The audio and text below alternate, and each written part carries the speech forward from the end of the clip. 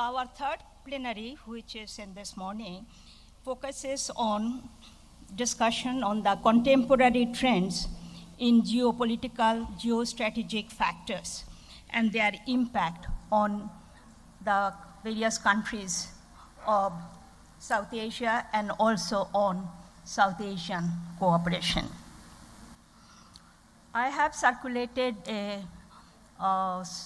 short note on some of these contemporary trends which have been circulated to the panelists, to the 6 panelists, and with some questions. I hope that the members of the audience have also received that short note.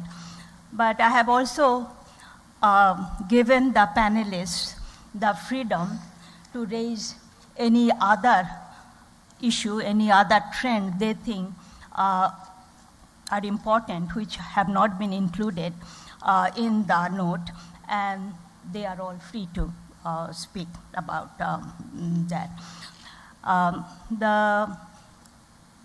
The guidelines are that because our time is limited, that initially all the panelists will speak for not more than 5 minutes, preferably 4 minutes, and then we will open it up for audience participation, and then again we will come back to the panelists, and perhaps then they can again wrap it up with not more than 3 minutes of intervention. So yesterday we had 2 plenaries, and also we had parallel sessions. And several issues came up yesterday which were debated in the plenaries and also the parallel sessions.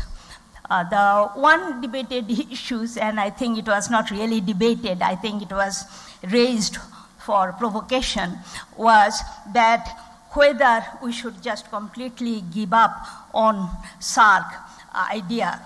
And I think then, at least by raise of hands, that whole idea of abandoning SARC, as far as I could see, was not acceptable to the audience. Then I think there were, as you can see from some of the write-ups and titles of the second plenary and also the first plenary, there was a search or the participants were asked to identify some new opportunities, some new modalities for regional cooperation. And again, I think one of the issues that was brought up from the audience was that yes, we should look for new opportunities and new avenues, but what about the old opportunities and old modalities?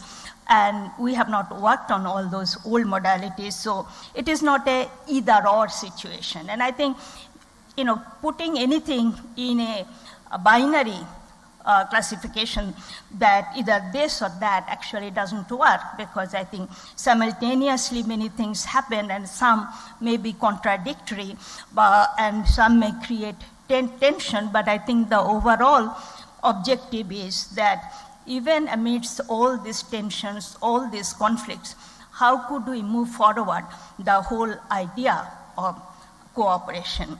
And I know one of the panelists yesterday raised with me, what do we mean by cooperation? So I have decided that I will not put him at the beginning, then he will completely ruin my plot, and I will bring him towards the end. But I think that there was another assumption that I think we talked about a lot yesterday, and that some of the sub-regional alliances are probably a better way to move forward. BBIN, BCIM were referred to, and that they can lead to they could be building blocks for a regional cooperation. I think this whole idea also, I think we need to discuss that whether these sub-regional alliances, will they actually lead to more regional cooperation, or they will just remain at the sub-regional level. And whether these sub-regional alliances and arrangements are working on both sides of South Asia, both East and West. I think the other point that was raised yesterday, that we in South Asia, we are too pessimistic, too critical, and always highlighting what we have not done, but some progress have been made, and we need a more positive narrative. And I think there was generally an agreement, yes, some progress have been made, but that was not up to meet our expectation. And I think this has to be accepted, because civil society generally would have high aspirations, and then they would be critical of whatever the governments are achieving. So I think that if facts demand that we build a positive narrative, fine, but there would always be differences of opinion amongst us. So let me then just briefly go through some of the contemporary trends that we have identified and which I have circulated amongst the panelists and which you also have. I think one of the main points that came about also yesterday, and we know this, that even in South Asia there has always been very strong arguments, economic arguments for cooperation, for regional cooperation. And in fact, whatever has moved forward in terms of sub-regional cooperation also has been based on these economic arrangements. But the South Asian cooperation as a whole has not moved forward because of geopolitical factors. The political conflict between India and Pakistan, their security concerns, the dominance of India vis-a-vis her small neighbors, the superpower extra-regional rivalries. I think all of this have traditionally played a role. But in recent years, we have also then observed some new trends. And this is what this panel will focus on. And these new trends, we have now grouped under 4 trends. The first one is that China has emerged as a global economic powerhouse. And also China is a major economic partner of all South Asian countries in terms of trade and capital flows. So the rise of China has led to growing contestation between China and the United States in all regions of the world, including our region. A new economic and strategic groupings such as the Quad and other comprehensive economic partnerships have emerged. So different South Asian countries have responded differently to this China-US contestation. And there hasn't really been a common response. The second trend is that India also is emerging and has aspirations to emerge as a global economic power. Certainly, India population now has overtaken China's. And India also aspirations to be a global player, we have seen recently because of their role in BRICS and also in convening the G20 summit. And then because India's look-east policy, and then she has been trying to strengthen relationships with ASEAN and other Asia-Pacific countries, Middle East and Central Asia. So for other South Asian countries, I think this rise of India, the rise of China, and also India's desire to be a global player now, does this mean that India is losing interest in or giving less priority to South Asian cooperation? The third trend that we have asked the panelists to address is that this whole globalization process that we have for some time taken for granted as a force that will just move on, we now see that this globalization process has been going through some transformative changes, and successive US administrations and now EU, they are moving away from the idea of a more open, integrated economic order. So then again, the question is whether the multiplicity of these trading arrangements in terms of capital transfer across the international economy, how it is impacting or how the South Asian countries are responding to this. And the last trend that we have identified for discussion is that the growth of politicization of international economic relations and the weaponization of trade and investment flows as strategic resources through such instruments as economic sanctions and the terms on which trade and investment take place. And this has impacted negatively on many of the South Asian countries, and particularly the less developed ones. And we have seen this as a fallout from the Ukraine war. Again, I think the question to the panelists is that, is there a scope for greater collective action, greater collective response towards this trend? So let me now turn to the panelists today. And the first panelist is Dr. Swarnim Wagle from Nepal. He is now a member of the Federal Parliament of Nepal.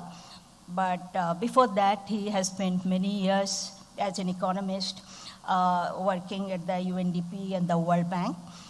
And also he has worked nationally in the National Planning Commission. He has a PhD from Australian National University. So he is very well-versed with global as well as regional issues. And now, of course, he has been a politician. And so I think he can bring in various factors to, if politics and geopolitical factors are supposed to be a constraint, the question to all my panelists would be, could we have problems, we have constraints, but could we think of some avenues which give us opportunities or new opportunities to reimagine another more sort of cooperative South Asia? So over to you, Dr. Wagle. Thank you very much, Madam Chair. And let me start by thanking my dear friends at CPD. I've been coming to Dhaka at the invitation of CPD for the last 20 years. And Devapriya, Mustafiz, Famida, we go a long way back. And I think the first event that I attended was an LDC. And subsequently, we've been discussing regional cooperation. Both Nepal and Bangladesh are still LDCs, but about to graduate in 2026. We're still debating the sluggishness of regional cooperation, but we've all become 20 years older. So that's the sort of one change. Now, I was, in the original program, I was expecting to go last, but since I've been asked to speak first, let me start with the big picture. I mean, US, China, India have been named as these two bilateral relationships that's impinging on all other development and political economic choices. I think it would be useful to situate this emerging geostrategic equation in the larger set of global challenges that people have started to refer to as the poly crisis. I don't know if this term has come up in the discussion here, but I also find it useful because it's an overlapping of seemingly disparate systems. And we're talking about systemic risks that seemingly overlap, but they're quite disparate. But at some juncture, there's a causal synchronization of all these risks as well. And the classic characteristics or properties of systemic risks, they're highly complex, they're highly nonlinear, they're transboundary in nature, and obviously there's deep uncertainty in how these will evolve.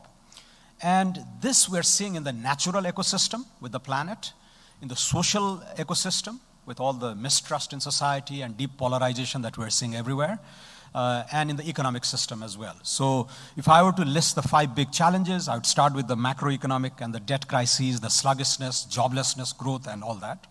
The demographic and techno production disruptions that's happening, so that's creating a lot of anxiety. There's the social polarization and the fractured social contract. Right? These are issues with poverty, widening inequality, inadequacy of our current social protection regimes, and the larger issue of state capabilities. Fourth is planetary pressures, and then comes geopolitical fault lines, which is complicating all these other factors. Now, China itself, as Madam Chair has highlighted, is the big force in world economy right now, but it itself is going through 3 significant pivots, which will impact everything else in the region and the globe. The first significant pivot, development pivot, if I might add, is its promise to decarbonize very rapidly. An economy of China's size pledging to decarbonize with some of the leading technologies by 2060 will have implications on the whole climate change issue, but also the kind of available finance and technology elsewhere. The second is the depopulation challenge, right? And this is tied to the rapid emergence and the strategic bet that China is placing on new technologies like artificial intelligence, possibly to compensate for this shocking pace of depopulation in China. When I was born in 1974, China's population was 800 million. And there's a projection that by the end of the 21st century, by 2100, it will go back to 800 million, right? Having peaked at around 1.3 billion. So what does this mean? And with 1/3 of the population above the age of 60 by 2040, unless technology, these radical new technologies come in to compensate for this declining workforce, it will be in trouble. Now that will have implications for the region and the rest of the world. And the third is on development finance. Obviously, BRI is now on a pause.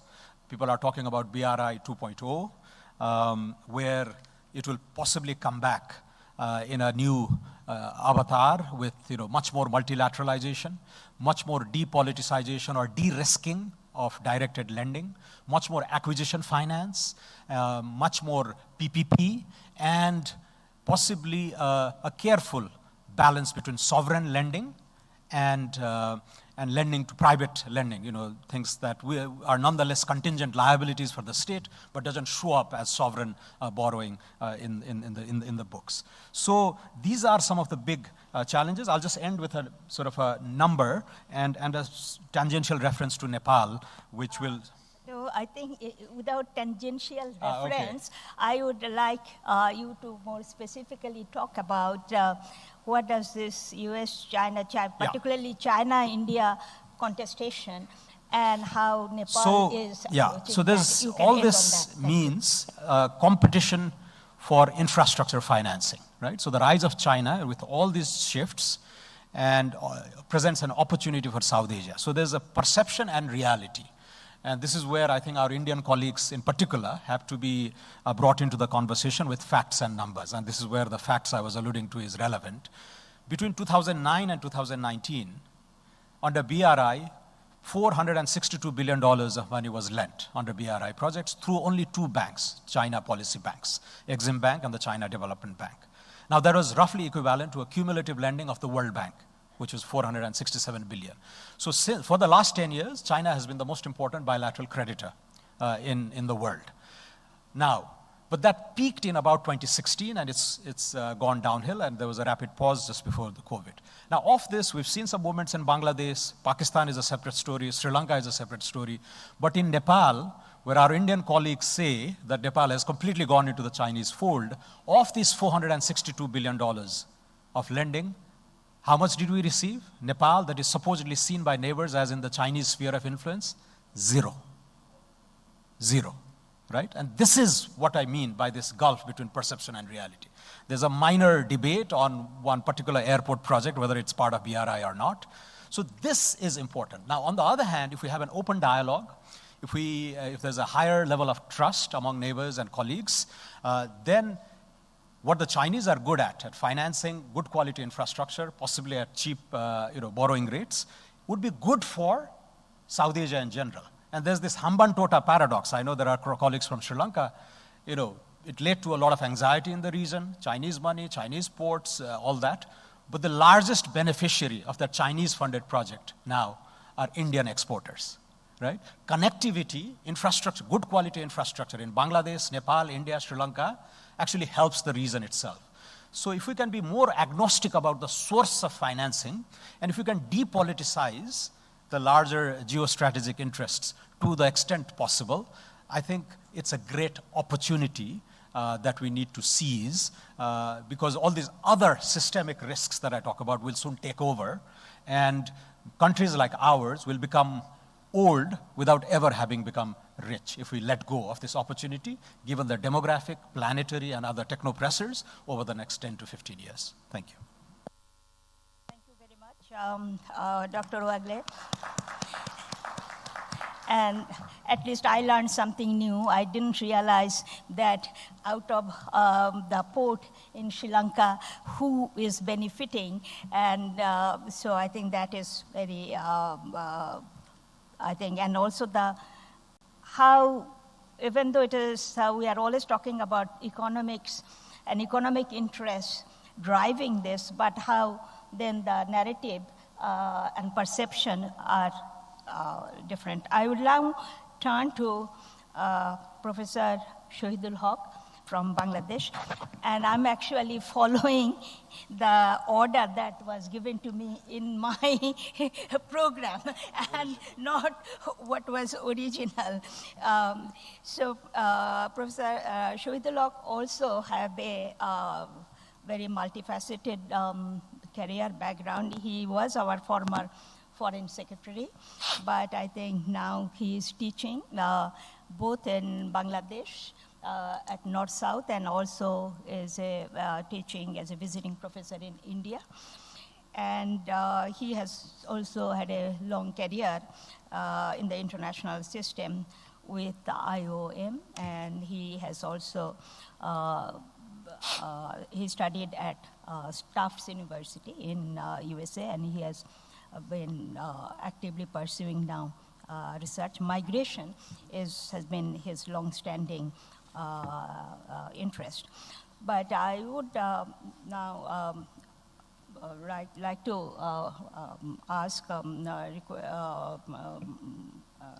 Professor Shahidul Haq also to respond to this, because this is a burning issue now here about the US, China, India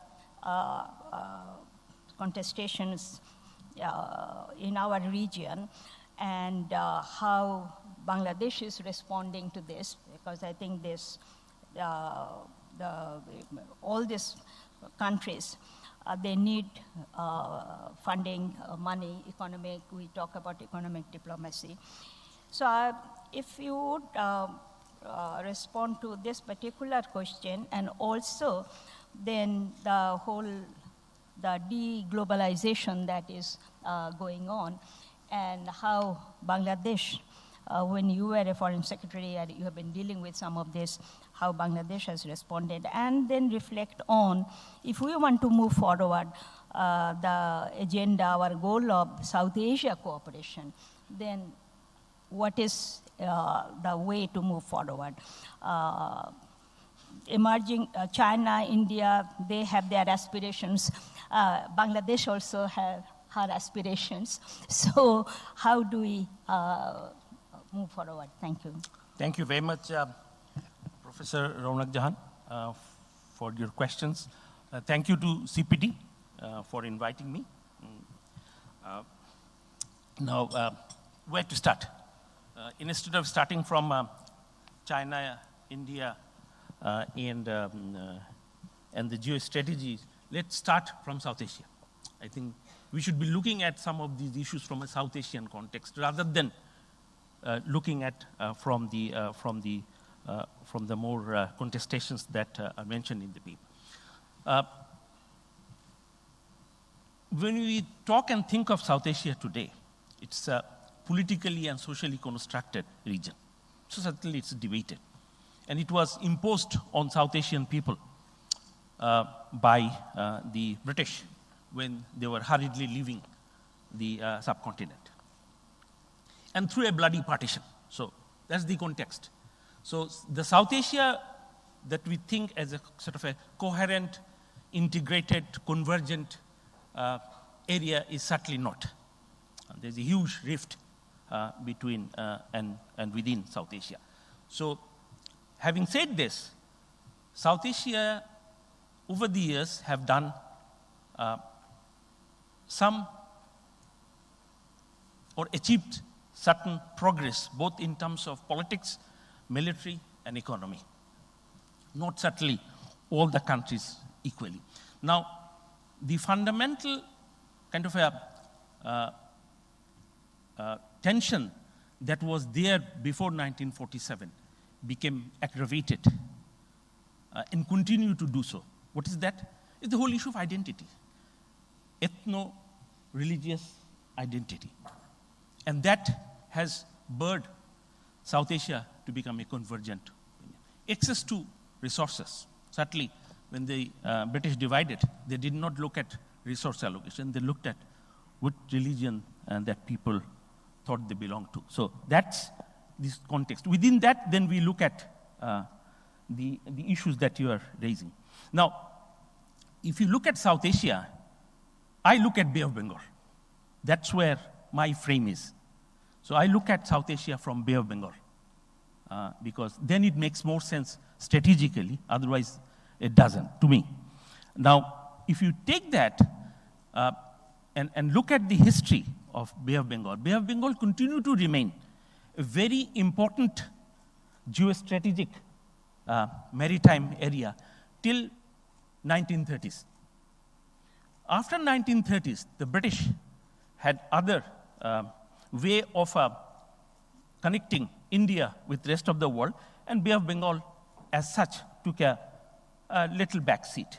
Now, having said this, after the Second World War actually, the South Asia and Bay of Bengal as such came to the prominence in the strategic lens. In those days, still United States, China was still in the periphery, did not pay much attention to Bay of Bengal or South Asia because they are more interested in Pacific. They are more interested in Southeast Asia because there was a communist threat as opposed to South Asia. So that's where things were. Now, suddenly, after, say, mid-80s, 1990s, we see an economic upsurge in South Asia, all the countries, and which brought the attention back of the United States, which by then was the only superpower. So that was the moment we were using, which often known as unipolar moment. So we were enjoying unipolar moment, where if United States looks at you, that means you are important. Now, that continued for some time, but it didn't continue for long, because the unipolar moment was very short-lived. And it looks like that we have come to an end of the unipolar moment without having an alternative, and United States is no longer the only superpower. So that's the frame that I take looking at South Asia. Now, how South Asia is looking at it, thinking of navigating. Now, in South Asia, there is India, overwhelmingly big, both economically, military, and otherwise, and there are smaller nations, including Bangladesh. I'll refer to Bangladesh. It's much easier to refer to one country than the others. Now, the smaller countries within this moment where a unipolar world is becoming either bipolar or multipolar, and with the rise of China, how they should see or seeing. Now, when you bring that, you immediately confront with two forces, in addition to the military and political, which is, again, a huge issue regarding identity, populism, and the whole fabric that created South Asia, or within converted, created, were facing another layer of challenges in terms of politics and governance. But the story doesn't end there. It is happening at a time when the world is looking at a new order, both in terms of pole, either bipolar or multipolarity, and also in terms of a new economic order. Now, most of the smaller nations of South Asia still not sure, I'm leaving out India, not sure how to govern both their politics and economy. In the absence of that, some of the smaller nations, including Bangladesh, they thought, let's look at economy. But you remember that in early 90s, Bill Clinton said, stupid, it's economy. And he had to then come back and say, stupid, it's also politics.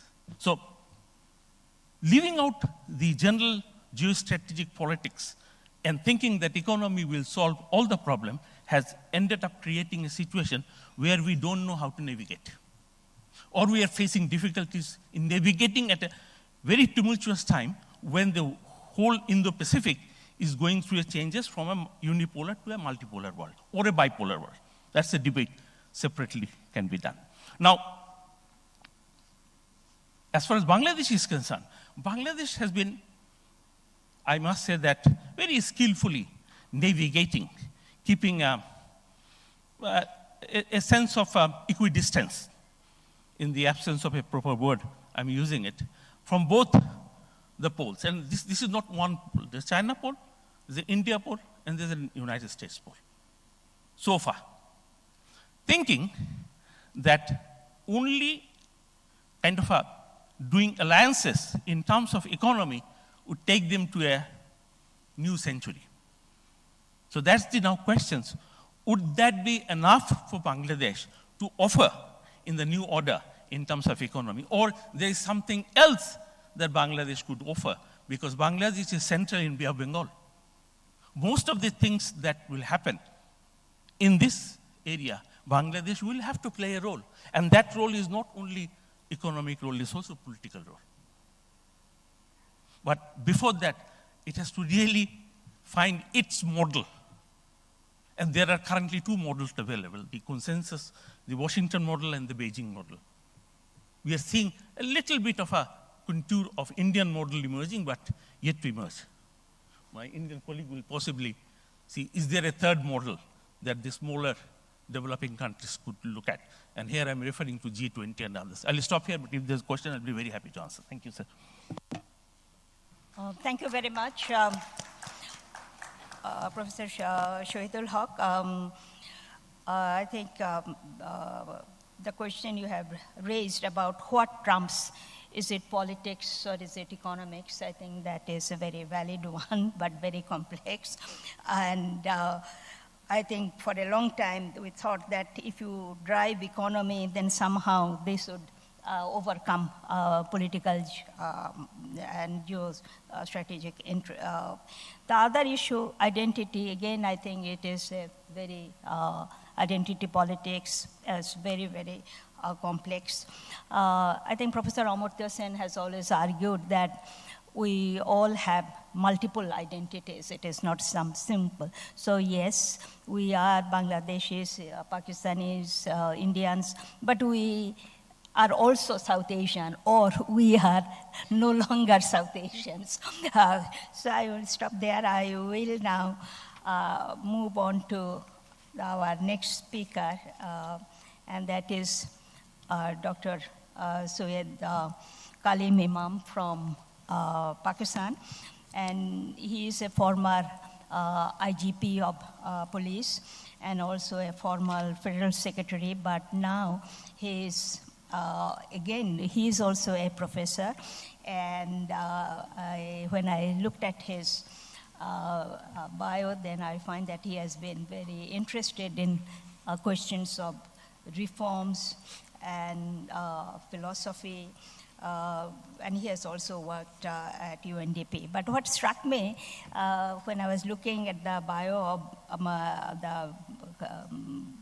the panelists is that many of them actually have worked for the government, state, for a long time, but now they are professors. And so when we are talking about SAARC not moving forward, I think yesterday a point was made that it doesn't move forward.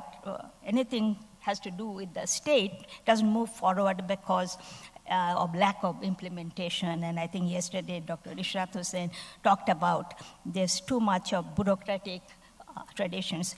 Anyway, so you may want to reflect a little bit. I think all of you who have been as part of the state machineries and have experience about any state project as opposed to any civil society project. But the question for you, Dr. Imam, is that yesterday there was a lot of conversation about the prospects of some of these sub-regional alliances like BBIN, BCIM, as building blocks for regional cooperation. So but these are all examples from the eastern side. So I would like to ask you what had been happening in South Asia on the western side, and also particularly focusing on the energy pipelines and all of this. So over to you. Thank you very much. I'm so glad to be here, and I'm honored to address the learned audience over here. Since I'm a student of philosophy, so I always build my case around the thoughts and trying to understand the fundamental reality of life. So when, as a professor, I go to university and I ask them what philosophy is, in many parts of the developing world, it's taken as a subject least discussed or explored or studied, you know. And most people would say, what is your scope if you're studying philosophy? But philosophy is a combination of two Greek words. Philos means to love, and Sophia means wisdom. So it's all about love for wisdom. And like Heidegger says, you will perish if you don't acquire knowledge, but you will still perish if you acquire knowledge. I always wonder and ask questions when I go to the conference or when I see some of the best people in the state machinery and in the organizations, and I question myself, why has world become a dangerous place? Or people are questioning and people go to war, make strategies and come up with theories and come up with the process of domination, of trying to have everything, of trying to prevail, of not taking everyone along, just trying to build up. We have forgotten that some of the best empires and best kingdoms in the past, you know, they all fell when they became superpower. And they all, you know, actually went through a big trauma when they have acquired basically everything. I built my case on the fact that we need to understand that it's a question of, is it a question of prosperity or is it a question of existence? I think in times it's all about existence now, how we are going to challenge what is coming up. And we need to grow. Even as an educationist, we need to grow, and even as a people who hold responsible positions, you know, they need to understand that they need to make a difference. I'll just, before I go to the west part, you know, I always say that if you are ready to forsake your past love, you may not love again, and you will hardly find admiration and affection in things you see in times to come. So you have SAARC, and you can come up with dozen other associations. Get ready to leave them also in times. Those things which are existing, it's so important that we sustain them, we build them. When in my country people say that law enforcers or cops, you know, are not effective, I always say build their capacity, make them nice, find out why it's not working. So if SAARC has some issues, we need to get over it. And if there are some other associations which is coming up, it should be all encompassing, you know, leaving no one behind. So if you leave someone behind, get ready for some challenges too, which might come in times. You know. So I believe that we need to remember, like they say, necessity is the mother of all invention, and cooperation, is a sort of father of all necessity. So we need to cooperate. We need to coexist. We need to learn to live together. On the Western side, as I go through, there are more than 27 conflicts which is presently going all around the world. 27 conflicts. And all of them have impact on the countries who are even not part of it. Or it has a shade on people who take sides on one way or the other by virtue of the economic relations or diplomatic ties or whatever. But the conflict is out there. One of the biggest trends that we are going to see, we have seen what has been happening in the Palestinian state, and we saw its fallout. And what's happening in Middle East now, we are going to see a big fallout in times to come. The ruling elite or the ruling government may have a perception and may believe that this is a way forward and this is a course that they need to adopt. But they cannot shed off the people's sentiments. And you will see that how people actually differ with what their government line of action is, coming out on street, protesting. And so we see that there's an entanglement overside. On the west side, we also see the Ukraine-Russians war, and we are seeing its fallout. When I went to UK last time, we heard of the load shedding and these things in many of in the developing countries, But we were also talking about those phrases and those terms in the developed countries then. So the war, the conflicts which goes on, and people who get associated with it, tends to forget that it's going to bring more trouble and more challenges in times to come. So when I see the West, again, coming back to the question, I believe that we have, there are a lot of corridors, there are rolled and bad initiatives, there are trades, and there are countries who are trying to monopolize, and there are people who want to take sides. But we have challenges, and we see that people don't realize, that not like I say that you have to understand that, like one of my colleagues just said over here, the rich are not who have the most, The rich are basically those whose desire are the least, and if you don't take around people, and if you don't take countries along, and if the large countries don't realize they have a more important role to play, they would always be challenged waiting on the other side, and which is going to be more detrimental and more damaging in times, I can also suggest, some, the West, as a result of what is happening on the West, we do see that there's a geopolitical tensions, and then people feel pressurized to take sides, and this is what is happening. We also see that there's an economic dependencies, and then we see that they engage in a cooperative effort and they look after their interest, and they also have a challenge over there. The security concerns, with their military built up and security focus on preparedness, and it can undermine the trust and cooperation within the region. That becomes another aspect which is actually existing. Then we see the regional organizations, finding it challenging to maintain cohesion. Well, we just mentioned SAARC, and we also see ASEAN and others, from the external pressure, from the major powers. We see trade disruptions in another context between US and China that can disrupt the regional trade and supply chains. Again, we see the border conflicts, such as the one we can see, which attract attention, the sources away from the cooperative efforts in the region. So, yes, there are South Asian countries have the challenges, and it has its dynamics, but what's happening in West cannot be seen in isolation, and I think it's directly impacting on this part of the country. Thank you. Thank you very much, Dr. Imam. I think you outright pointed out about the pressures that particularly some of the smaller countries are facing, and also some of the recent trends in changes in the global trading global trading system, and how this may affect on the value chain in the region.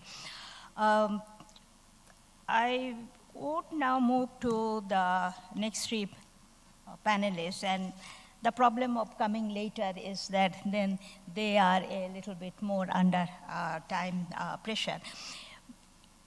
What I would again request the panelists, that we have these tensions, we know that they are, but whether we don't like the bigger powers, whether within the region, outside the region, to play, to keep the smaller countries under pressure, because everybody has their own interests. And, but I would still like for us to think a little bit whether or not, given all these old problems, new challenges, is there something that we could think of, some opportunities, some ways of coming together and building towards regional cooperation, or to make it the creation of this perception, why should we, the citizens of various countries feel that it is to their interest to have more cooperation. So now I would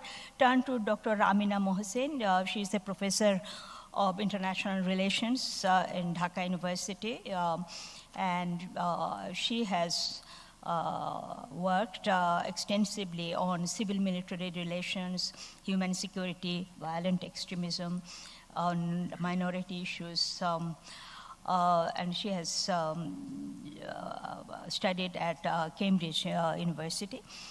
Amina also is a regular commentator on our television on current issues.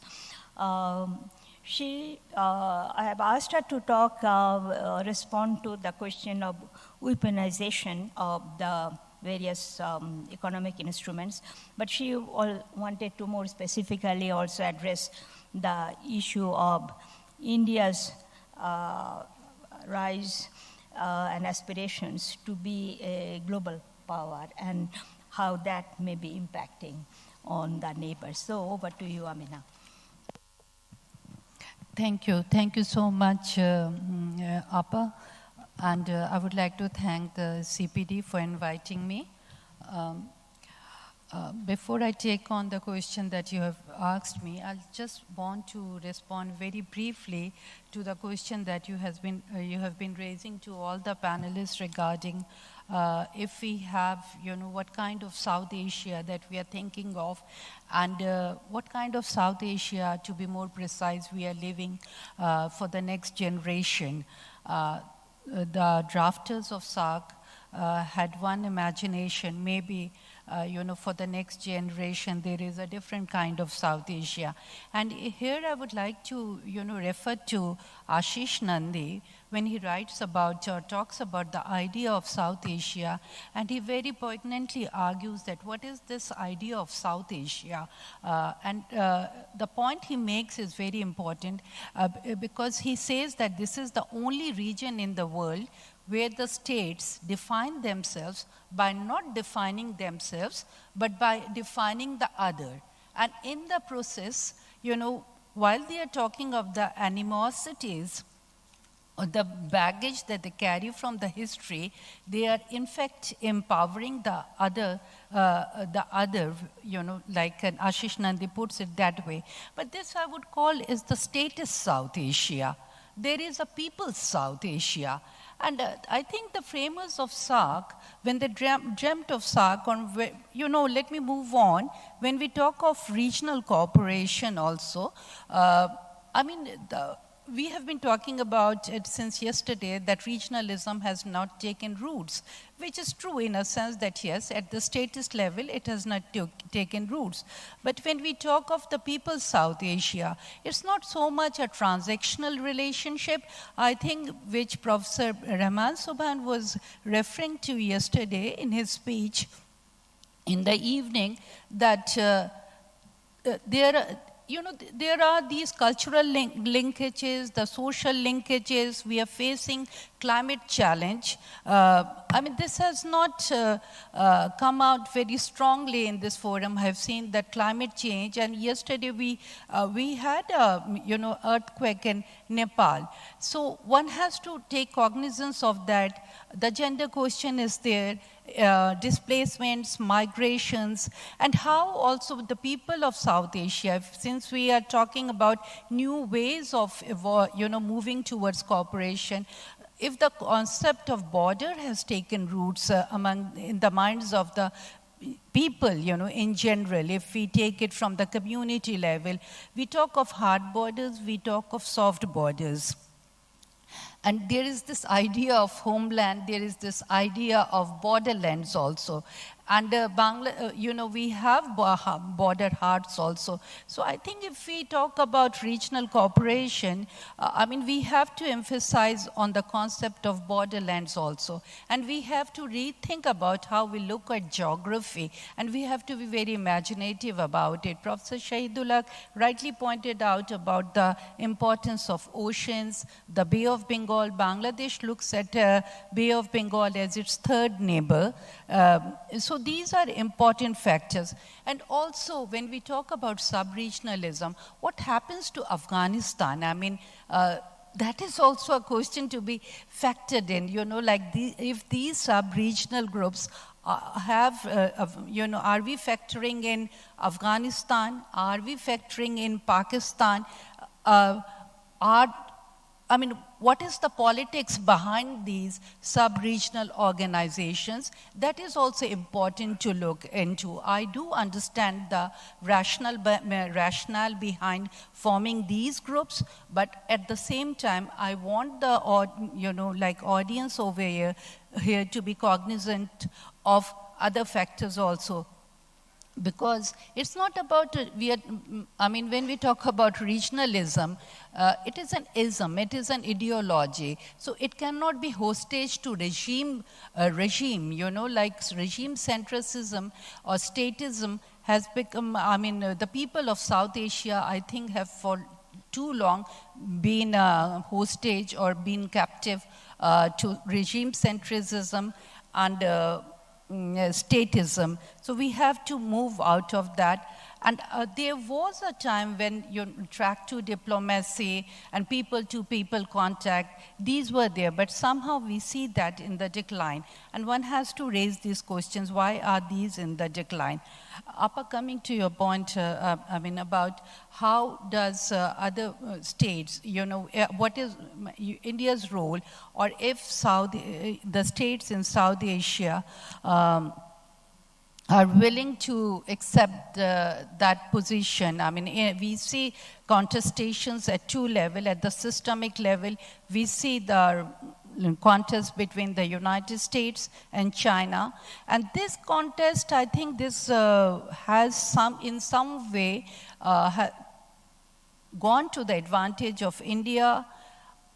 And also it has created challenges as well as opportunities for the other states in South Asia, because this gives them the space to maneuver or to go into multiple alignments, because this is not only a multipolar world, this is also a multiplayer world where multiple actors are playing their roles. And how would you like the other states would like to see India playing a major role or not? This is not only a region where we see the rivalry or contestation between India and China. This is also a region of rising aspirations. When I talk about rising aspirations, I refer to the migrant laborers, I refer to the garment workers of this country, I refer to women's empowerment and the resilience factors which are there in this region. And these are important factors to be factored in. So when I say that this is a region of rising aspirations, we see the regional actors or the other states playing very independent and autonomous roles. And within South Asia, there is another South, where the states are raising their voices, autonomous voices, independent voices, and they are seeking multiple alliances. So I think they would like to, in this context, I would say that India has a major role, but at the same time, the other states in this region would like to see India as an equal partner, or working with the states of South Asia as a partner, not as a hegemon or as a hegemonic power. That is something that I would like to point out over here.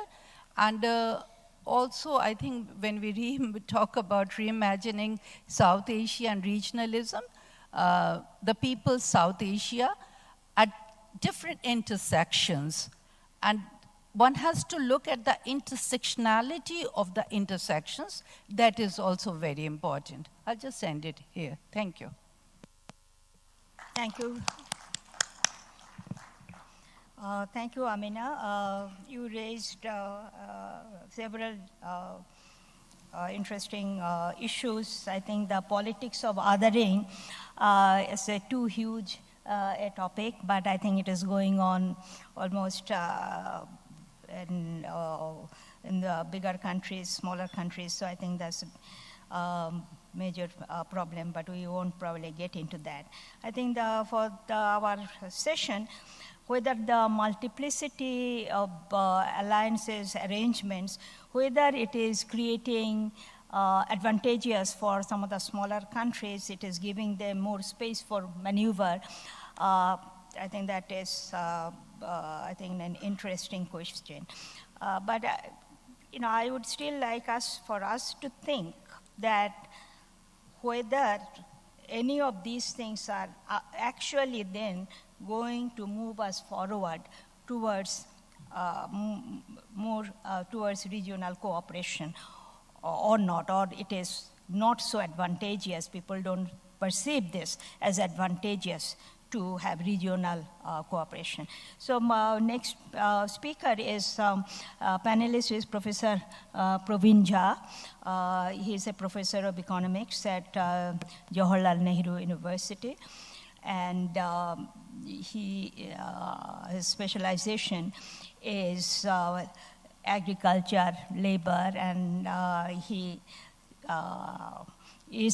says he is a Marxist economist, and I see that he has been a visiting professor in various universities, both in the north and south, and so in some way he is a global citizen.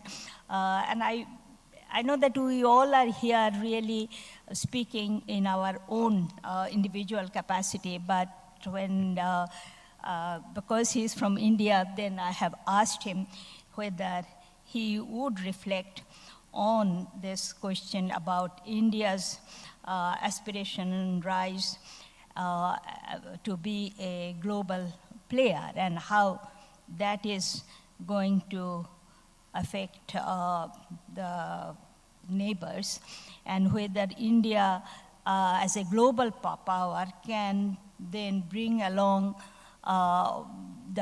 really represent the interests of all the neighboring countries, and whether that can then lead towards a more cooperation in that way, or India is mainly thinking of India and not what would be good for all the other neighbors. So thank you, and over to you, Praveen. But you are also free to raise yes. other bigger questions. Thank you. All in 5 minutes. Thank you, Chair.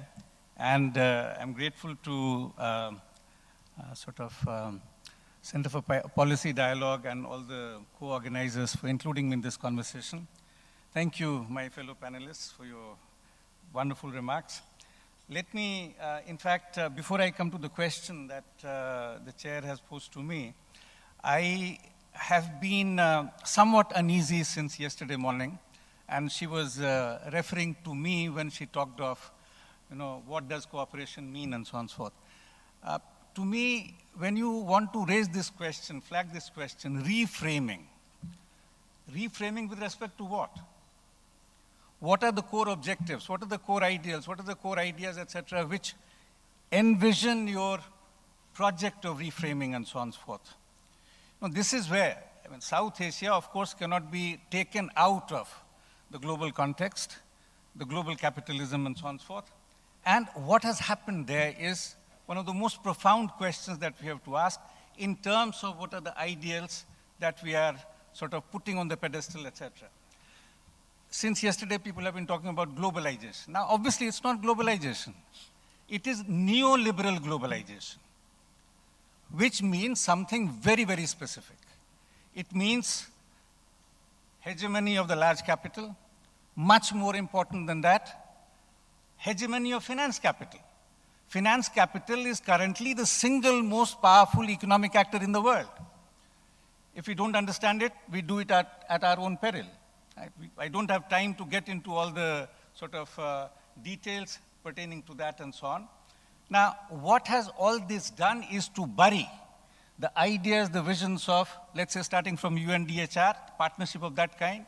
When you reframe your notions of partnerships, do we need to go back to UNDHR? Do we need to go back, let's say, to Right to Development 1986 Pact, UN Pact and so on and so forth, Compact, right? Many other things have happened. So essentially what we are witnessing is a dumping of a whole lot of core objectives, either as being just a byproduct, hopefully trickle down and so on and so forth. Trickle down is one of the most discredited things, historically speaking, right? Anyone who knows economic history will vouch for this, right?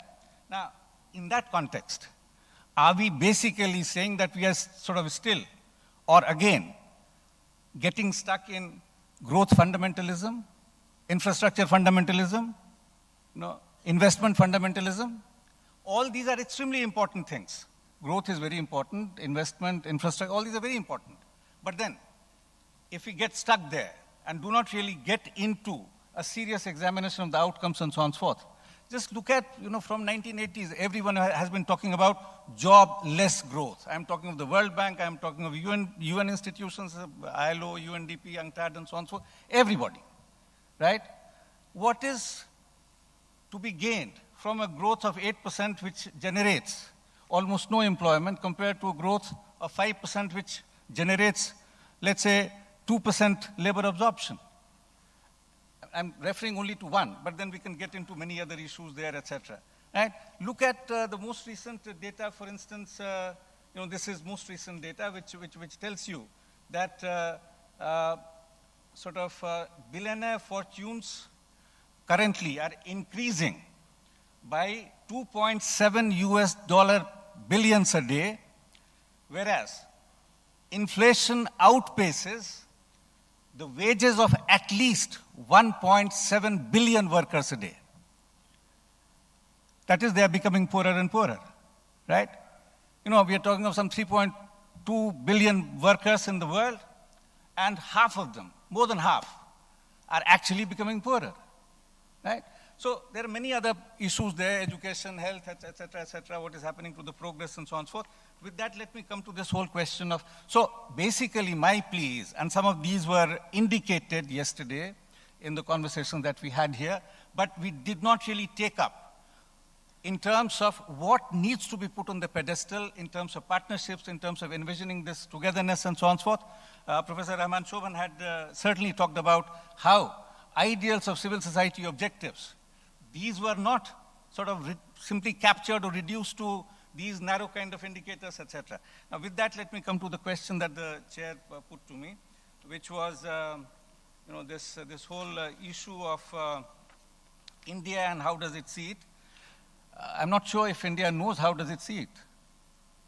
If you ask me, yeah, there's a lot of lip service which gets paid to almost every good idea that you want to sort of own up. Yeah, depending on the fora, depending on where you're talking about and so on. World Economic Forum, a statement is made that anyone opposed to globalization is worse than a terrorist. right? Okay?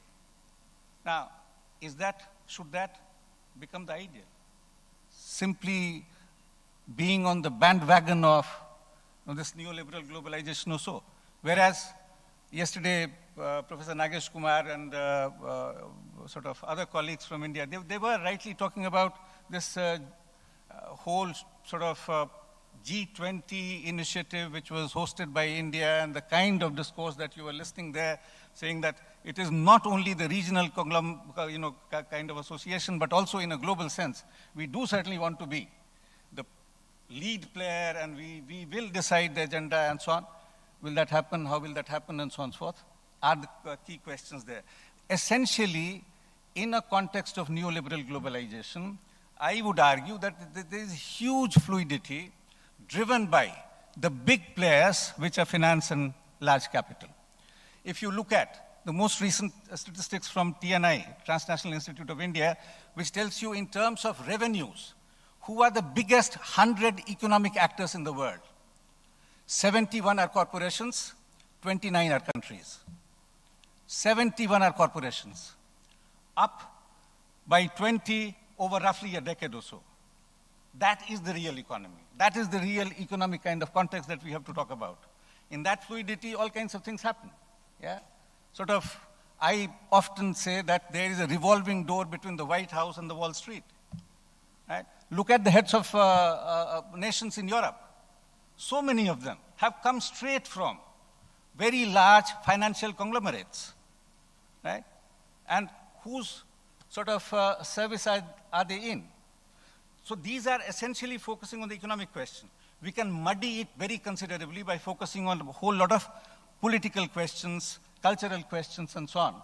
Our colleagues were talking about it. But all those political, cultural issues, social issues are also profoundly connected with the loss of a certain kind of vision and how it creates massive marginalization. You know, the ethno-religious identity that gets then weaponized, it becomes part of that mercenary force, right, of state after state. This authoritarianism is not something which is completely disconnected with the neoliberal project. No, certainly not, right? Now, we sort of need to kind of connect these things carefully and so on. So in this fluidity, you know, sort of probably China has done much better than any other state or any other country in the last 50 years or so, right? China's story is a far more complex story than we tend to sort of make out in terms of some simple binaries here and there. On 20th October, China, the premier, the boss, Xi Jinping, he has a meeting with the highest level of delegation from the US and says, we are the natural partners. What conflict, right? You're talking about China-US conflict and so on, right? Now, you know, I'm not saying that there are no frictions. There are no sort of resistances here and there, etc. But we really need to kind of put that in a context which gives us a much deeper kind of connect with the real world economics and real world politics and so on. India does care for South Asia, but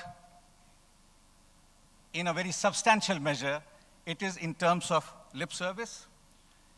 In a very real manner, it is obviously very important to keep talking to your neighbors. Neighbors are given to you, and you can't sort of simply ride roughshod over your neighbors all the time. So what is at a particular juncture? I mean, we can't talk of you know, India from 1950 as I think yesterday probably, you know, my colleague Professor Nagesh Kumar, he was talking about you know, the sort of what was India's attitude. Was it you? I'm sorry if I'm putting words in your mouth. Vis-a-vis Pakistan, for instance. Yeah, I mean, try and recall Gandhi. Yeah. And Gandhi's very strong advocacy for how a certain amount of money should be given to Pakistan soon after independence. That had created a huge furor, right? There was a certain kind of very strong positivity all that starts getting pushed out of the window. And so there have been different phases. So we have to really get into that conversation. What happened? So SART, 1985, after that, for at least a decade, 2 decades, probably there was much more seriousness. Yeah, at least in terms of engaging with this whole idea. Yeah? Last 10 years, my sense is that it's much more of a lip service in a collective sense. Of course, because of this fluidity, all kinds of things are happening. I mean, we heard quite a lot about India, Bangladesh yesterday, and some of these other, very good, must happen. Why not, right? But at the end of the day, what are we getting into in terms of envisioning a framework, etc.? That is what I'm particularly concerned about. And at that level, you know, my sense is that it is not being taken as seriously. And it's not simply because of some political actors. Political actors are also sort of contingent on what is happening to the deeper economic dynamics and so on and so forth. That has to be the last issue that you had flagged in your opening remarks, weaponization of economic instruments and so on, right? I mean, it happens with some countries, it will not happen with other countries. What happened to India? India sort of buys Russian oil, Russian petro products, right? And who does it sell it to? Substantial part of it goes to Europe. What are we talking about? This whole business of sanctions and so on and so forth, right? Look at a tiny little country, yeah, if sort of it chooses to do something as audacious as not listening to the US, it will be swapped, flattened, and so on and so forth, right? Zimbabwe is a case in point. There are more than 50 countries in the world currently operating under sanctions, right? But some of these countries are more equal than the others, more equal to the Western powers, right? So all that needs to be unraveled and so on and so forth. Let me stop there. I think I've taken more time than you probably had wanted me to take. Apologies for that. Thank you. Thank you very much. I think the one key point that Professor Jha was mentioning is that this actually what reigns supreme is this new liberal globalization. And if that is the one hegemonic presence, then all these other contestations that we are talking about and the multiplicity of arrangements, that probably does not matter so much. But he could not elaborate, but I think he did hint at that China just does not still has done better. And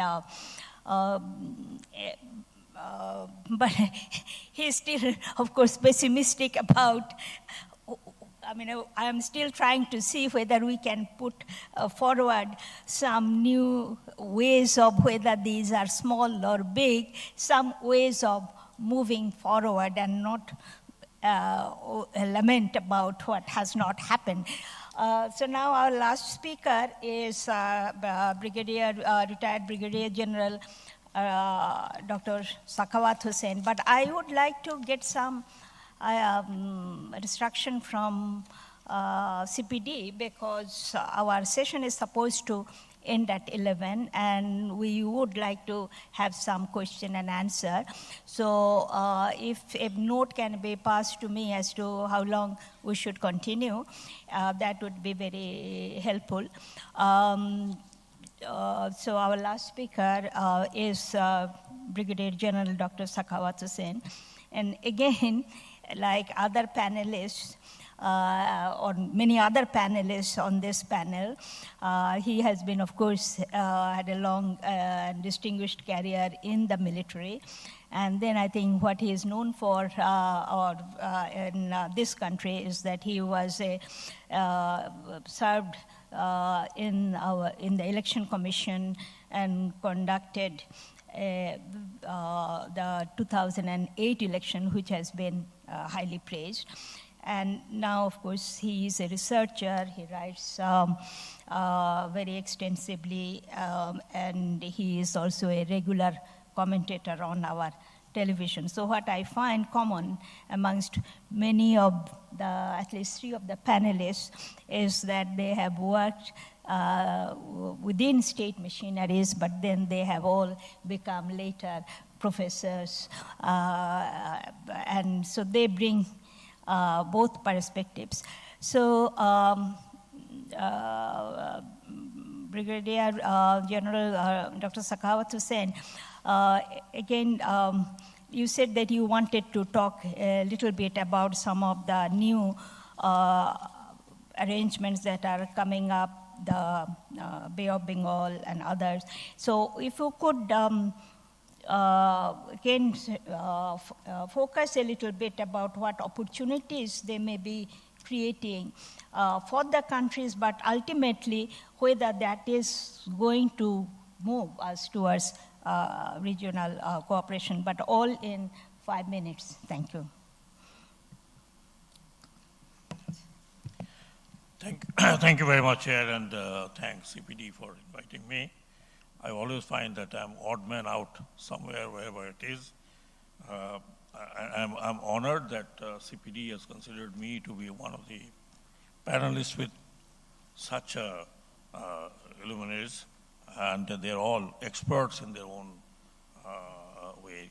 I think yesterday also I attended a little bit, and today, what it seems that we have been discussing about the economic cooperation and economic issues most. Of course, not going into all kind of a theory. I'm not an economist, but let's look back at when was the SAARC concept was put forward from this country. This was in 70s, almost in late 70s, when the whole South Asia was plunged into like kind of a conflict situation between India, Pakistan. China did not come in that way at that time. And then, of course, the Sri Lanka was going through a civil war. Nepal was going through a Maoist sort of revolution. And there was hardly any cooperation within the South Asia. Each was blaming the other. And that was the time when the SAARC was launched. And the aim behind what I could read out from the history, the aim behind was economic prosperity as a group, as South Asians. And of course, with that, the economic prosperity is not only at the top level, but the economic prosperity of the normal citizens, and the exchange of the citizens, and the exchange of the ideas, and exchange of the culture, whatever we may talk about. Because I don't find much of the difference between the South Asian cultures from one country to another country. Last year, when I was standing on the stupa of Mohenjo-daro, the first time in my life that I went to see the Mohenjo-daro, and I was just thinking that this is the place from where the Indian or Indo-civilization had gone. Then where is the problem? Where did we create the problem? The problem, I don't want to go back. What first I saw is if I may, India is definitely the biggest country or the bigger power in South Asian region. But if I may say so, in my study, maybe I'm absolutely wrong, madam, in my study, India could not take that responsibility of taking everyone with it. Well, there are reasons. The reasons is conflict between India and Pakistan, which is still existing. And then, of course, in late 1950s, it was the covert operation in Tibet, trying to undermine or check the Chinese, and that has created the bigger problem of 1962. And according to Shiv Shankar Menon, 1962 has not gone away from the Indian psyche, whether it is economy, whether it is military, whether it is other development. Therefore, we find that the conflict had been right from the there, and then, of course, it goes back, it comes forward. Now, SAARC was initially thought to be a successful sort of organization, but it did not survive. It did not survive. Fact remains that India, being a very big country and very big power within the region, it could not, as I said, it could not take the others because it has a lot of suspicion altogether. And it come absolutely stop after the Uri operation. Therefore, so this military aspect and the conflict comes in this region of any cooperation. Well, one can say India, Bangladesh has a beautiful cooperation. Of course, it has. And if I could show you the map, you would see all the connectivity is east-west. There's hardly any connectivity in the north-south. BBIN, somebody has talked about, it did not come up because Nepal and Bhutan and others could not come, whatever is the reason. And one of the reasons that I see is the Indian chicken neck, which seems to India as strategically very important, which of course the economists and the other politicians may not see it, but I could see. Why did not BCIM and the other did not function? The function did not because it came again, come down to China-India contest. And today the China-India contest has taken over the whole of Asia, not only South Asia. Looking at how China is pushing through their money power and how India is trying to contest with China, but with, of course, bringing the USA. So people talked about weaponization of economy, weaponization of the business, weaponization of so many other aspects. But let me also say, we're now seeing the weaponization of politics. And of course, I mean, somebody may ask me what it is, but we see the weaponization of politics. So therefore, more and more complicated factors are coming in. Why the BCIM could not function? Because probably, perhaps, the studies, India wanted to take away the others onto leaving Pakistan aside. Therefore, the cooperation, because it was China, the cooperation did not come up that way. So is BBIN, I've talked about. Now, about the Bay of Bengal. Of course, Bay of Bengal is very important to Bangladesh, but Bay of Bengal is not only important to Bangladesh. There are 6 other countries which share Bay of Bengal. We have not been able to forge any cooperation among those 6 countries, except that whether we are in the Quad, whether we'll be in Indo-Pacific, but Indo-Pacific we have not taken care of all those 6 countries, including Myanmar, who is the biggest shareholder of Bay of Bengal. Therefore, there are conflicts. It's these conflicts, call it a military conflict, call it a strategic conflict, call it any conflict. These conflicts have affected everything. On the economic sphere, on the free movement, as we thought of that SAR could do. Now, today, as I am talking, there are probably 5,000 to 6,000 or 7,000 people lining up for Indian visa, which has become very difficult to get, and so is the other countries. There is no communication between Pakistan and Bangladesh, no direct air communication, no rail communication. Perhaps there is no sea communication. There is no communication direct with Afghanistan. Afghanistan has not been recognized by any of the SAARC countries. And my question is, why not? Are we weaponizing the politics? So therefore, it seems that it's not only weaponization of military weaponization, it's also weaponization of economy, weaponization of politics, and weaponization of even culture, I would say. Therefore, unless we overcome this, it's very difficult to any organization survive in this South Asia, as long as the central power, if I may say so, India, China, India, Pakistan has a problem, and then it brings in USA in playing a major role in this area.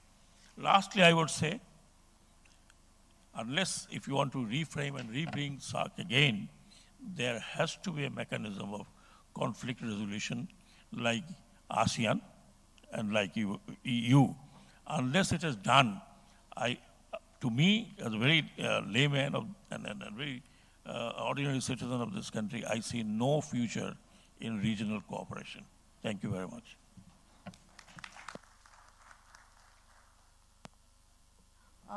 Let me now open the floor up, open the conversation, and we will take some questions maybe for the next 10 minutes. So if the questions are brief, and you should introduce yourself when you ask the questions or make comments.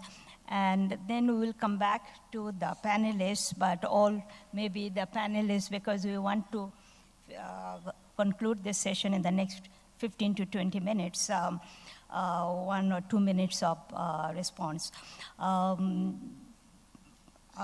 I think the comments even from the floor, I think if there has been some conversation about, again, going back to the SAARC and the other regional arrangements, and then there was this big question whether all of these tensions and the arrangements, it may create an impression that a lot of space is being created, but actually there isn't that much of a space. So I'll open it up for questions, comments from the floor, and there is a mic there.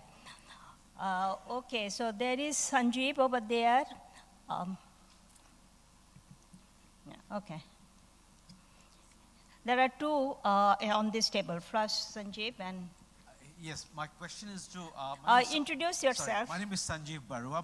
Very recently, I came to the Asian University for Women in Chittagong. Earlier on, I had other affiliation in New York mostly. And then my question is to Praveen Jha, actually. I enjoyed it. So let's take your point about neoliberal globalization. Can't hear you very well. Praveen Jha, my point is to Praveen Jha. I'm taking his point about globalization being neoliberal globalization and the idea of finance capital, and what he talked about as marginalization as an important trend. Clearly, I would think you would sort of see its effects in politics in a big way, right? I would think that even the political trends of recent years, and at one time, leftists would have probably thought this kind of thing would produce revolutionary politics. Now we don't. Then probably it is producing still enormous effect on politics. Perhaps politics of electoral autocracy, politics of authoritarianism, populism, right? So if you accept that, then clearly I wonder, how do you project it? How would it affect cooperation after all? And I see a number of interesting trends. One, after all, even though these economy that's doing well like India, clearly enormously dependent on low-wage labor. Export of low-wage labor. Nepal depends on it, which is quite interesting actually in terms of well-to-do country, talk about superpower, but think of the Gulf labor and all of that, right? Clearly it is producing all kinds of ways one can justify it as a good thing it is doing, but nevertheless, I see quite a bit of effects of what you're talking about as marginalization, right? So I'm just wondering about your thoughts on its political implications. Thank you.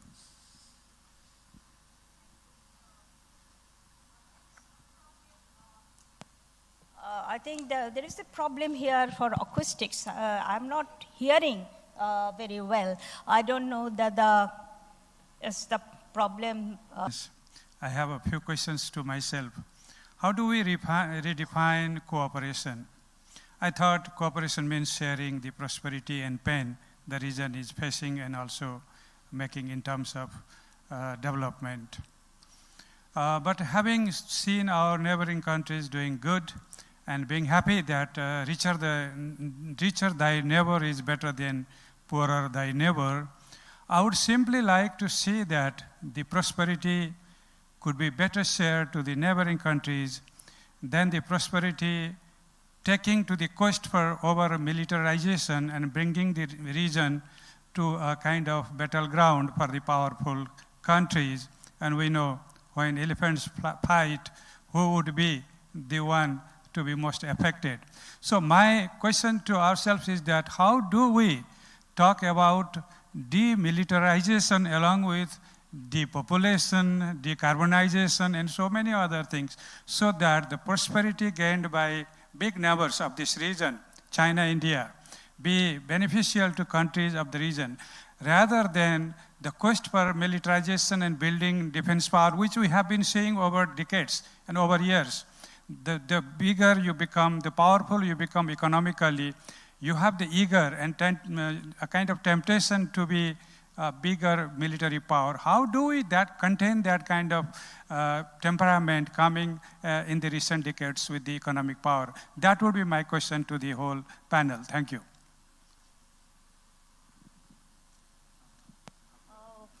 I think there is, on this side, I think Sachin wants to say something, and then I saw a younger person. To Sachin, and then I think if there is some younger student who wanted to ask something, I will give him or her the floor, and then I think I'll come to this.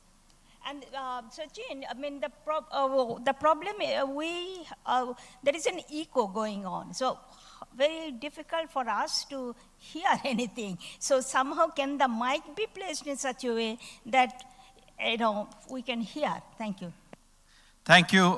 Thanks, Madam Chair. I hope it is clear and Yes, and you audible. are very clear. Thank you. Thank you. Thanks. I hope I would be clear in my intervention as well. I just wanted to bring attention to the title of the session, which says Geostrategic Factors Underpinning Contemporary Trends in South Asian Cooperation. So this is about South Asian cooperation. And as the background note, particularly the questions, Madam Chair, from you and subsequent interventions by speakers, focused on India's role in promoting South Asia. And I think as the spirit of the title of the session is to focus on South Asia. So we cannot have a lopsided approach on bringing on focus only on one country and do not talk about role that the other partner countries should play. Why all expectations are from India alone, and why no discussion at all of what role partner countries in South Asia should play. I do not want to take this floor to explain what India is doing. Those who have this impression that it's a lip service, I would very much suggest them to see the statistics and writings by people who are more informed in terms of what interventions are being done. Thank you, Madam Chair. Thank you. Is this, okay, I think this young student, I think, or you introduce yourself. But Sachin, my response to you is that it is a compliment to India. The bigger you are, the more questions you will get. Thank you. Thank you for giving me the floor. I'm Zayed from ISEC. So I have a little observation. I don't know is it relevant or not. As we are talking about geostrategical policy or like geopolitics, if I mention a story like as African Union has a visa-free movement within their 16 countries, they have a huge crime rate though. Why SAARC couldn't make it happen to like make a visa-free movement within SAARC countries? Whether like, if I talk about India, we need 3 to 4 months to have just a single visa. So how come it possible SAARC can make this happen, or SAARC can grow with economical strategies? Thank you.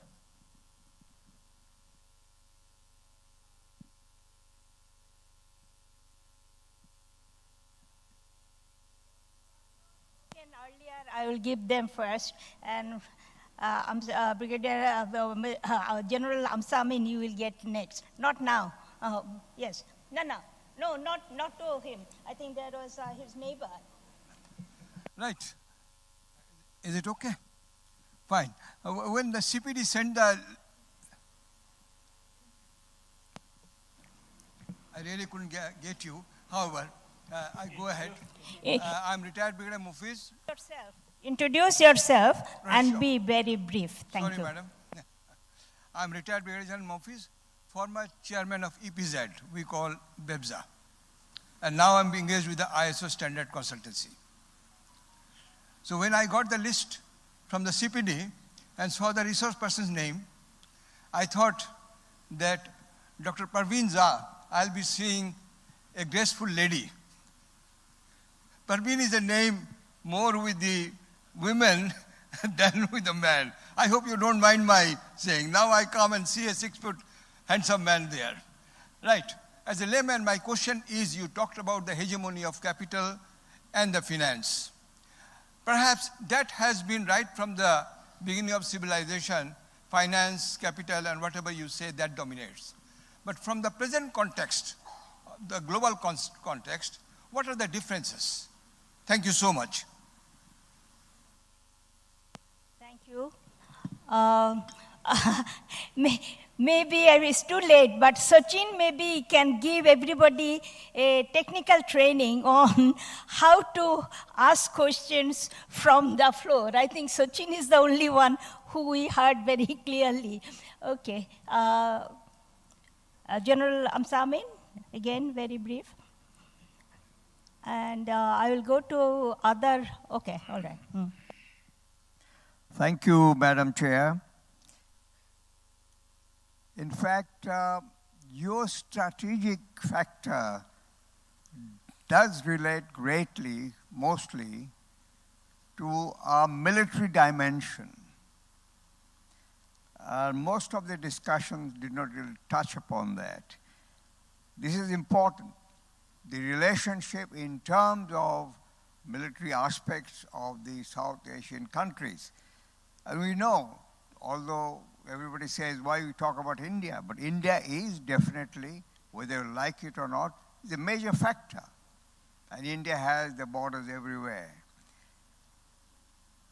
If the geostrategic considerations regionally is not discussed, there are deeper discourse between the political process, the diplomatic process, and the military process done.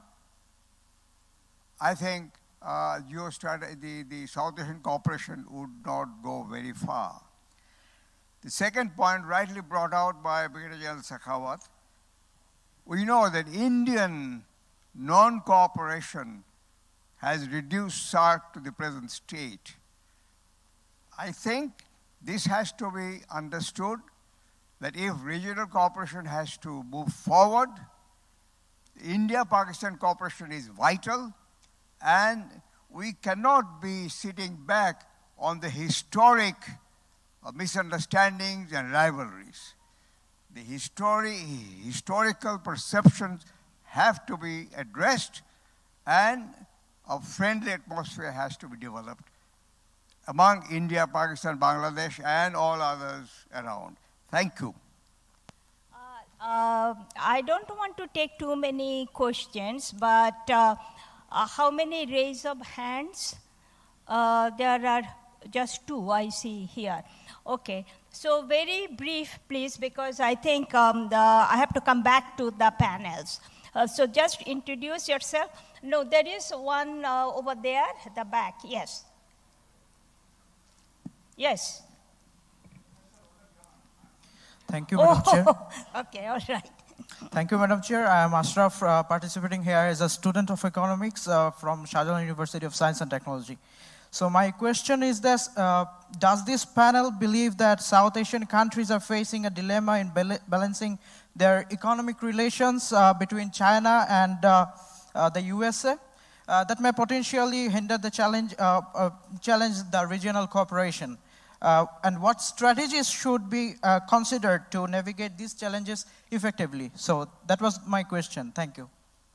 I think another student here, we have got a number of students, so I would like to give the students, introduce yourself. Good morning. I am Ananta Chakraborty, a student of Law and Human Rights. And my question is directly to His Excellency Brigadier General Shakhawat Hussain sir. He rightly pointed out that we do not have any direct railway connection with Pakistan. My question to him is, does he see any security threat if we have any direct communication system with Pakistan, since Pakistan is also suffering from terrorism and other security issues? And in 2016, we removed one of the high officials from Bangladesh, from Pakistan embassy, for having a fund and connection with terrorism. I'm sorry, with due respect to Pakistan, does he see any security threat? That's the question. Thank you. I think over here. And are there any other person? Otherwise, this will be our last question. Am I stifling anybody? Okay, no. Okay, so you are the last. Thank you, Professor Ronak Jahan. Whenever I take the name of Ronak Jahan, I'm so happy, you see. You got a very good name. having said so, my question is that since so this is the second day, and I want to take back some good feedback and good impression, because I represent Federation of Pakistan Chamber of Commerce and Industry. So we have almost 80% base of private sector embedded in the Federation of Pakistan Chamber of Commerce. Having said so, SAARC and is strengthening. But since yesterday, I'm also hearing the words sub-regional, and even we upgraded it to the micro-regional yesterday. So I was really not happy. I could not sleep well. So my interest in the SAARC is to the extent that since WTO MFN-based system, you see, came up, and I was speaker in when the accession of China to WTO. So I thought that this MFN-based system, which also gave birth to the regional trade agreements like SAARC, would also help in addition to. But presently, your own note says that, which is really, I would like to confirm, that contestation amongst the big powers and the allies of big powers like United States and EU, one cannot say it is a separate club. These clubs all together are actually in the weaponry economics they have entered now. Whosoever is with the political philosophy of their weaponry economics gets some ad hoc concessions. So this is also not a viable solution on sustainable basis for improving the economics. Brigadier General, I must say, if I rightly heard you, you said there appears to be diluted cooperation or increase in the trade, I must say, on the regional basis, if I heard you correctly, you see. But having said so, I would be interested that I must say, it's not a question. My suggestion would be that, I must say, this is a treasure of knowledge, reframing South Asian regional cooperation in the new context. New context is before all of us, you see. Now, China, America plus whole EU, you see, I would not go political, but this is also a fact that all the blocs in the weaponry economics, they have a bigger sympathy for Ukraine, but they have almost no sympathy for Palestine.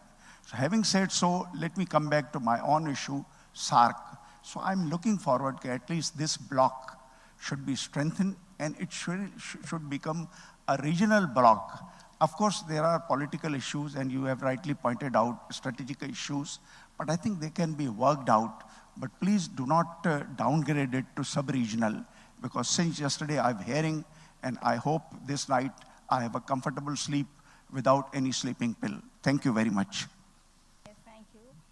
I would now turn to the panelists, and since a number of questions have been raised about SAARC, I would like to first go to our former Foreign Secretary, Shahidul Haq, who wanted to address this issue of SAARC. So, SAARC or anything else that you want to respond, if you can just go quickly over this, and then I will turn to Dr. Wadi. Thank you very much, Madam Chair. I wasn't here yesterday, so must have missed a lot of things. But in the context of SAARC, I just want to flag that the Foreign Service of Bangladesh that I belong to grew up with the SAARC. So we have a huge attachment, understanding, and experience of SAARC. So I'm speaking from that angle, and without going into a value judgment. Now, SAARC was created at a time when things were different. And it was the need at that time, because we didn't have anything in South Asia as such, in terms of regional cooperation. So it did serve a lot of purpose. But it was a compromise among the South Asian country to create a platform to start discussing with the hope that one day it will become a proper association where the South Asian countries would be able to speak openly, freely, on all issues, which it did not graduate it. So that raises a question that whether it has lost its relevance today or not. Because today's regional blocs have a different characteristics, different way of delivering things, which I don't think under the present structure, SAARC can do that. Now, having said this, let me also qualify, the SAARC is a very good organization in terms of technical cooperation. It has delivered, to some extent, things which are of a technical nature. But it had plateaued in terms of overall need of the South Asian countries. Sometimes I say, and I'll say, it's a very provocative statement, but I will say that SAARC is dead, long live SAARC. So that's my sort of a few views on SAARC. On the issue of visa-free world, I think that's a very good question. That's a question which will come more and more in the context of South Asian collaboration, because you cannot have a collaboration where people are not allowed to move within a regime.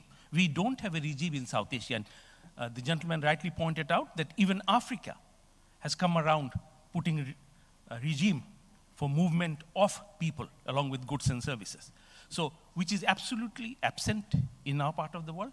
And without that, you cannot actually build the supply chain that we are talking about, the collaboration that we are talking about without that. And this is an area where South Asian countries shy away discussing, but there's no alternative. So that's a very good question. So I'll stop here. Can I just say one more thing? Is the new realities created opportunities for collaboration in South Asia or not? Absolutely. There's always an opportunity, provided we are ready to take it. Are we really looking at Indo-Pacific in terms of creating a new structure or collaboration? Who knows? But if you look at Indo-Pacific, there are two areas. One is the South China Sea and Bay of Bengal. In South China Sea, it is a contested water. Everybody thinks that it belongs to, including China. It belongs to the whole part to them. But if you come to South Asia, Bay of Bengal, you'll see that we have resolved, both with Myanmar and with India, the whole issue of dispute on the maritime boundary. So there are opportunities provided we are willing to take it. I'll stop here. Thank you. I would now request Dr. Imam. Again, I think he, on the first, the SAARC issue or anything else, all in, if you can, when 1 minute, I have been sent repeated notes that I should wind up this session. Thank you. 1 minute, I should be. Well, very quickly, I think some very interesting questions and some very interesting remarks. We learn from each other, you know, and this is what the entire forum is all about.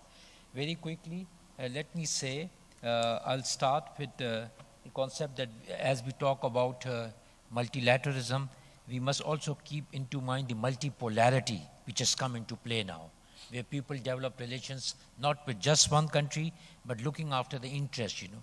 We see the regional enemy, we see the big powers, and we see the strong economies, you know, coming up and trying to speak, but we also see multipolarity which has come up.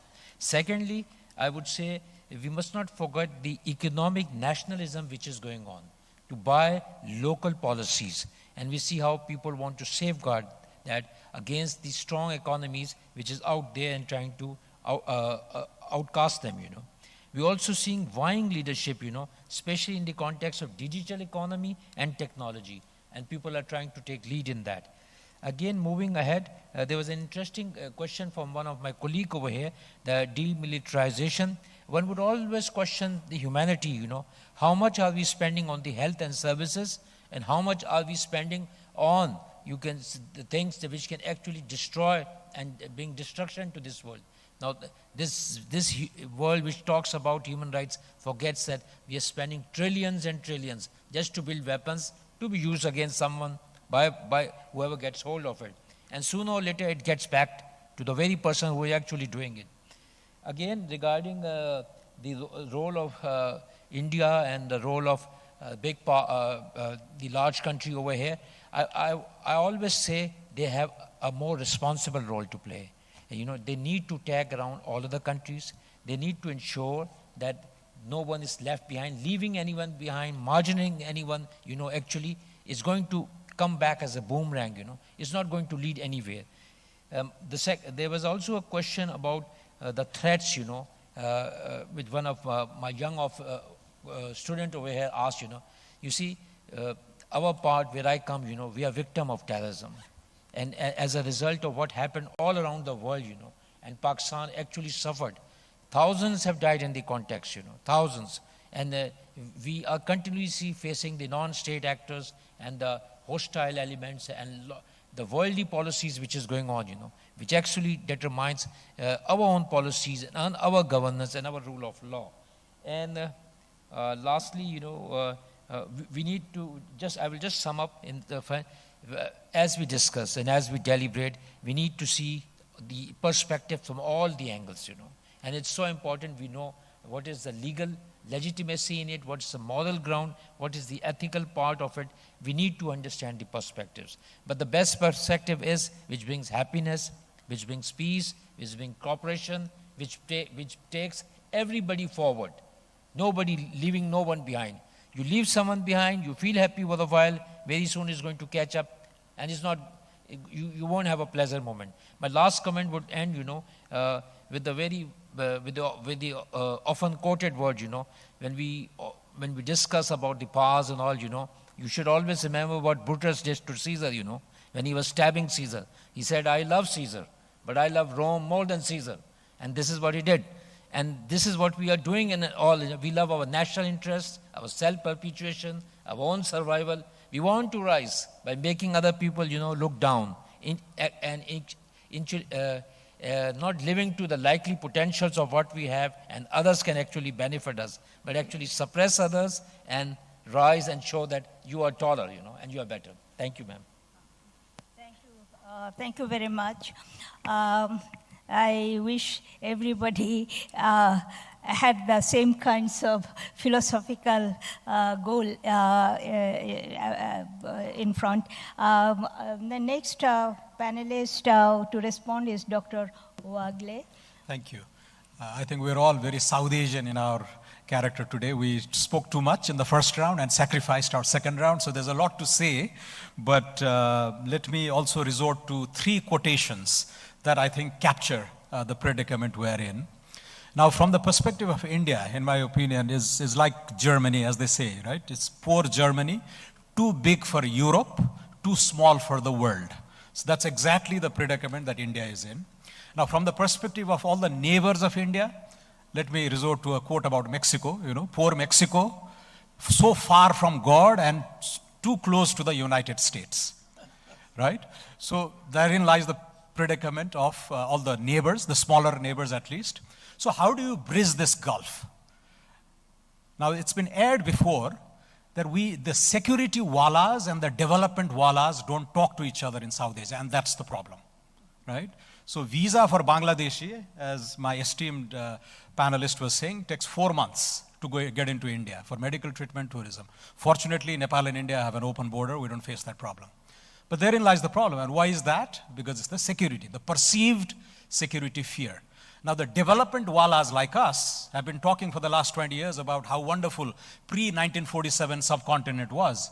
You moved from Kabul to Agartala, seamlessly, right? None of this man-made borders and all that. So the perceived security fears and the real tangible benefits of greater collaboration, cooperation, regional integration need to be married. And unsolicited advice to CPD, next summit, half the crowd should be development wallas, or the other crowd should be security wallas. And let the two wallas thrash this out, okay? This same faces, next year also is the same face. As Dr. Israt and I were talking, it looks like we're together in Sri Lanka a few weeks ago and all that. Anyway, so you get the drift. So what is the third vision that I have after we thrash this out? Rudy Dornbush used to say there are 4 kinds of countries in the world: rich countries, poor countries, Japan, and Argentina. Now, in the 21st century, if we thrash this out, what we will end up with? Rich countries, poor countries, and South Asia. This young, vibrant, promising economic bloc all the way from Kabul to Agartala. That's the vision I have. Thank you. Thank you. Now, I would request Professor Jha. I think a number of questions were raised with you and any other comments, but please be very brief. Very brief, because there's no time, of course, and it is not a good idea to do injustice to these questions. So, of course, your question about the political aspects and the dimensions, etc. I mean, that indeed is the most important issue on the burner.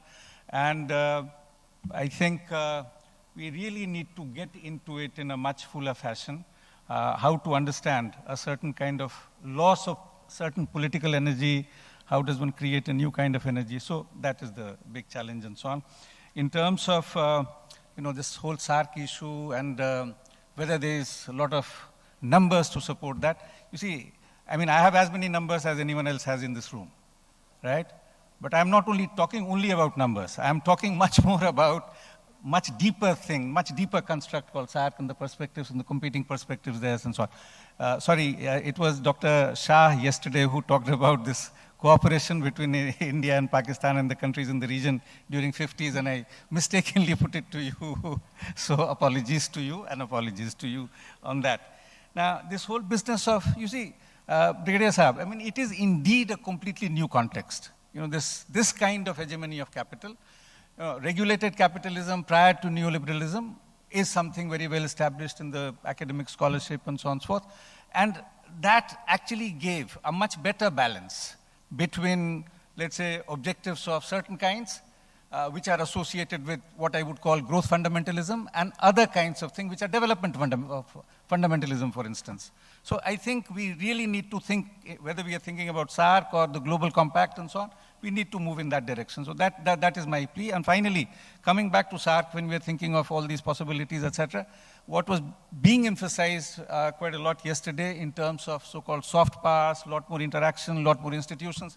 You see, there is only one university named after SARC, and that is in doldrums right now in Delhi, right? Now, we actually need to have many more institutions. So I think there are ways of thinking how to move about that, but let me stop here. Thank you. Thank you very much. Now, Amina, very quickly, and then Brigadier Shekhawat. Thank you, Appa. Well, while talking about regionalism, I mean, whatever you name you give to the institution, that is, I don't think that is very important. Though, like the name matters. I mean, but I would say that regionalism is a process, and it has to take roots in the minds of the people, in the imagination of the people. And what is lacking in South Asia is that it has not taken roots. And, the student rightly pointed out about securitization of issues, borders, and also the visa regime. And these are issues which I think when we talk about regionalism, these have to be contextualized. But I would again like to come back to the point that I made earlier about the human security issues. And I think these are the challenges, the soft issues, you may call it, I mean, personally, I don't like this binary between hardcore issues, soft issues, because soft issues are actually the hard issues which hit the lives of the people. And unless we address those issues, I don't think regionalism can take roots in the minds, our imagination of the people. But there is a South Asia which is being weaved among the people, the borderland people, as well as, like the women, the academics, the students. And I think this is where I pinch the hope for the future of South Asia. Thank you. Thank you. Brigadier General Shekhawat, just 1 minute, please. Thank you very much, Madam, and thanks the questionnaires also. I don't think I have much to address. Only one thing that somebody said, the communication and between Bangladesh, Pakistan. The communication is not only, doesn't mean only by rail. We don't have at this moment, there's no direct flight from Dhaka to either Karachi or Islamabad. I had to go to Pakistan last year spending a lot of money, not me, I have other friends. We had to go to Doha. From Doha, we flew back, that means to and fro. So communication is one where people to people contacts is there. We don't have any communication with Kabul. And I was told that Kabul today is much more safer than any country in South Asia. I don't know how far it is true, but it's true, in fact. The last thing that somebody talked about, demilitarization and all this thing, these are dreams and these are talks. You know, the whole my childhood and my studenthood has gone in demilitarization between or reduction of strategic weapon between USA and Russia. If I remember, in probably in 60s or late 60s, there were two concepts which were brought out. One from Nepal, that a nuclear-free zone, South Asia, if I am not wrong, it has just withered away. Then there was another concept from Sri Lanka, that peaceful Indian Ocean. But look at it, we have nuclearized further, and every day the arsenals are being added between Pakistan, India, and as well as China. And nuclear-free Indian Ocean. I think Indian Oceans today stands as the most nuclearized ocean in the world. And South Asia today stands as most militarized region in the world. If somebody wants to challenge me, I can give it in statistics. Therefore, what I was suggesting, that if SAARC has to survive, and if it has to survive, it has to be reframed, and the conflict resolution mechanism has to be brought. And lastly, I would say, if there's a free movement is required, let's have a SAARC visa, which is only limited to few people nowadays in Bangladesh and other countries. Thank you. Thank you very much. I would yield my time. I will thank all the panelists. And I would only end by making only two small observations. And first is, I was very much hoping that we will come up with some specifics about all these new opportunities we were talking, that it may help us in this new context. But we really have not, apart from the generalities, that it is creating opportunities, all these various multiplicity of actors and arrangements, we didn't actually come up with any specific recommendation. And, but I want to still end in a hopeful, optimistic note. And I think there is generally a cry for one thing, and that is visa-free travel. And I think if we can all even agree on that, I think in terms of moving forward, in terms of cooperation, I think that would help. And the final comment is that SAES is a civil society initiative, but if we are going more towards regional economic integration, and that is the way it is moving forward, then the private sector and business really have a big role to play. And in all of our countries, actually the business community are becoming much more powerful in terms of putting pressure on the state. So I think we should then explore what is the business community in the various countries who have an influence on policy making on the state. What are they doing, and what can they do in terms of promoting regional cooperation? Thank you very much. And my apologies to my CPD colleagues for taking this on for over a time. For 40 minutes, I created problems for the rest of the day.